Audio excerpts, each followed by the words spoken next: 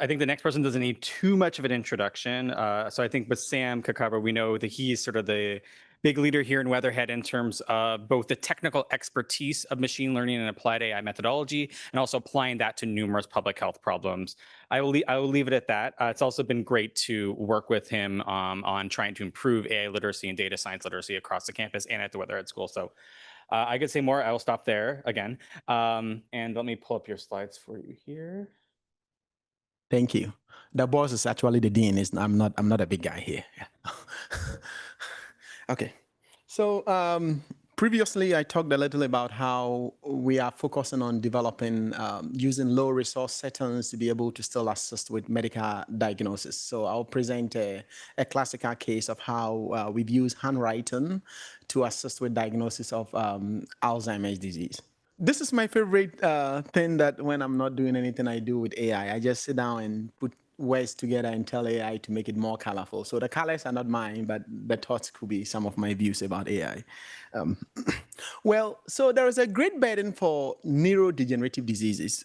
So they pose a significant challenge due to their continuous prevalence and their debilitating effects. Traditional methods for diagnosing neurodegenerative diseases are very costly, labor intensive, and inaccessible in many regions. Think of being diagnosed with Alzheimer's or being able to accurately diagnose whether a person has Alzheimer's, Parkinson, Huntington, or something like that. You need MRI, you need very sophisticated medical equipment in all of those diagnoses. Alzheimer's currently is a progressive brain disorder, not a normal part of aging, and billions of dollars are spent on Alzheimer's treatment every year in America and globally. Nearly 7 million Americans are living with it, and by 2050, it's estimated to multiply to at least about 13 million. Now, if we can diagnose it earlier, then maybe we can tailor the interventions quicker to it and look for things that can really help with the challenges that come out with. So my previous work focusing on drug discovery and development for aging-related work focused on protein aggregation. So protein aggregate is actually a very common phenomenon that we have used in diagnosing many aging-related diseases. So in all the aging-related diseases, the more people age, the more aggregates they get. So the pictures you see there are all protein aggregates. And treatment with some of the interventions like aspirin actually inhibit, reduce, or clears the aggregate. We've shown that aspirin is a very good compound. We've shown that other compounds like PNR 502 that we have a patent for protection, they extend lifespan, they do all of these cool work. So I spent so much of my life trying to find the best compound. Then later I asked myself, okay, how about we rather find scalable biomarkers, easy, cheap biomarkers that can assist with diagnosis, because we might diagnose before we treat, right? So I started working backwards to diagnosis. As I said previously, early intervention can save life, can save a lot of the conditions that we find ourselves in. And so by the time memory fades, it's said that irreversible brain damages has already begun, making early detection absolutely critical for changing lives, and not only for Alzheimer's, but for other conditions. Now, and so there is a race for looking for sensitive, accessible biomarker to spot Alzheimer's before symptoms appear, and that can unlock faster intervention. Well, current methods include, for example, drawing blood, brain scans, and all of those. So we began to ask, can we look for low resource materials or biomarkers that can equally help us? We are not trying to replace doctors. I want to state here, we are not trying to replace doctors. We are trying to empower them to look for low resource scalable biomarkers that can assist them or enhance their diagnosis.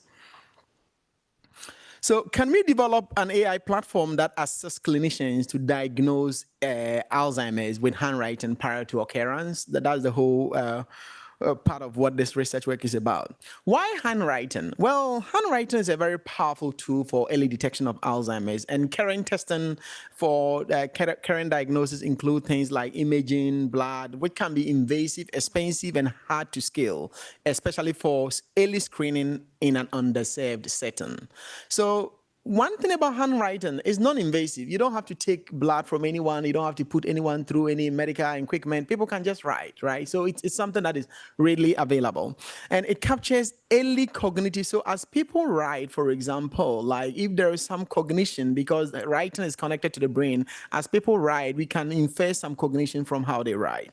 It's quick, it's repeatable, and suitable for remote use. So you don't need any internet, you don't need any sophisticated systems to use these biomarkers. Why is it a perfect fit for the future? So handwriting, it aligns well with urgent need for accessible, scalable, and reliable biomarkers to catch it. Well, as public health experts, we want to ensure there's equity, that people, regardless of where they are, they can access systems that are readily available anywhere.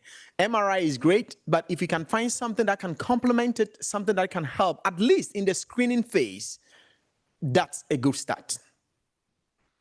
So there is a Darwin data set on, there's a Darwin data set on UCL machine learning repository that has about 174 patients with about 451 features.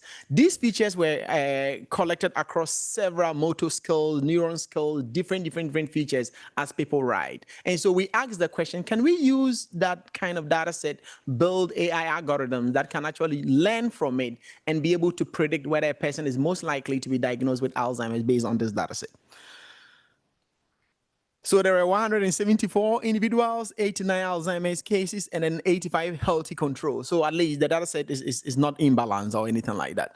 And the handwriting skills that were included were graphic, copy, memory, detection. It looked at various skills. And so it's not just like limiting yourself to one skill, but different skills were all captured. How long it takes them to write a particular letter, how long it took them to complete a writing task. All of those were considered as part of the data set.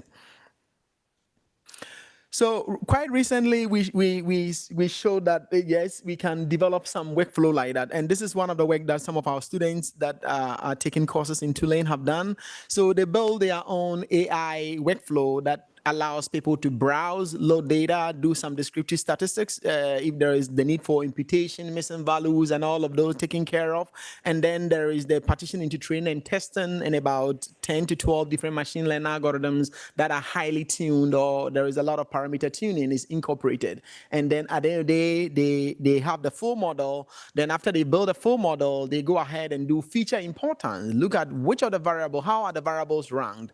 After finding the top variable, they go back and build a model again with only the top variable and now compare how it performs to the full model that they previously had. And then after that, they can even go down further.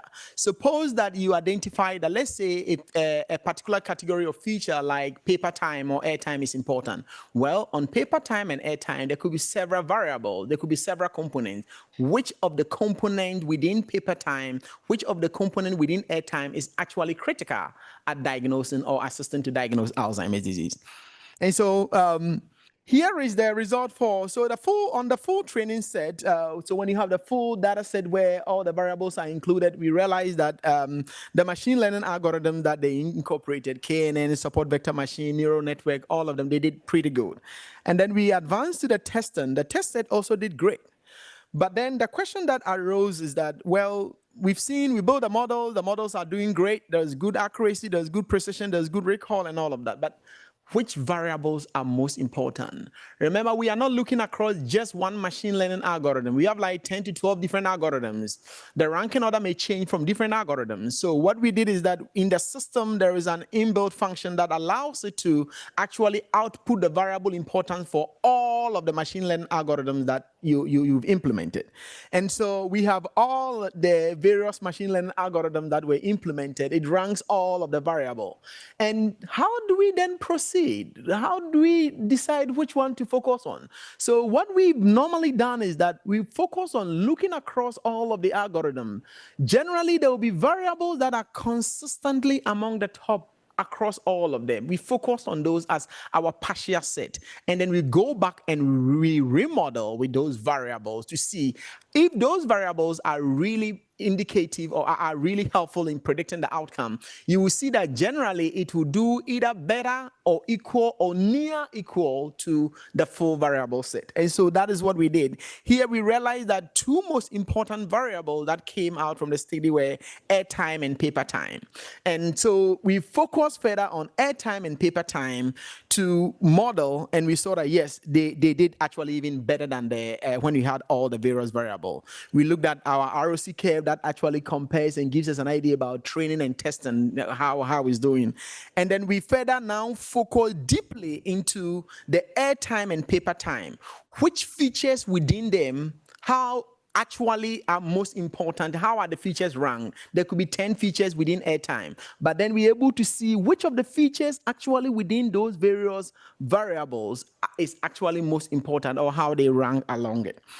There is some, and we realized that the features that came up actually has a lot to do in terms of biological significance. Remember, the goal is to assist a medical doctor with diagnosis, and so you want something that at the end of the day, it's of biologically relevance.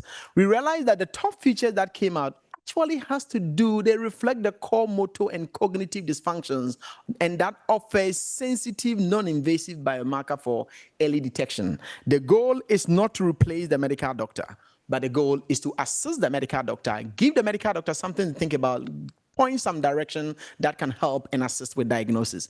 Though this was a small data set, now we are working with using bigger data set from ADNI data set, PCONET, and very huge electronic health record to see how the algorithm does. If it performs well, then we can progress further to clinical trials in real setting to see how these algorithms will perform in it. How can we ensure that there is responsible research conduct while we are doing all of these validations? Remember, we are not trying to replace the medical doctors. We are trying to enhance, empower them to be able to diagnose it most accurately. And so we want to ensure that all RIB protocols are followed on issue of data management, transparency, bias, informed consent, monitoring, validation. You want to make sure that all of those follow the compliance, not just implementing the algorithm to get your results.